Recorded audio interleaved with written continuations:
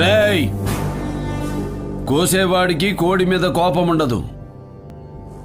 నేను అంతే, బాధ్యతగా నరుకుతా, మళ్ళీ పుట్టడానికి భయపడేలా చంపుతా.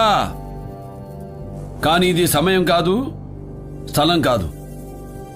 పెళ్లికొచ్చారు, భోంచేసి గొడ్డు కారం వేసి పెట్టవే వాడికి. రోషం తగ్గితే రాయలసీమలో బతకడం కష్టం. నా ఒంట్లో ఉన్నది మీరిచ్చిన సీమ రక్తం నాన్న.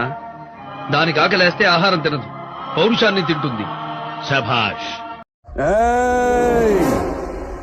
రాజకీయం నువ్వు తినే ఫుడ్ లో ఉందేమో, నాకు బ్లడ్ లో ఉందిరా బ్లడీ ఫుల్.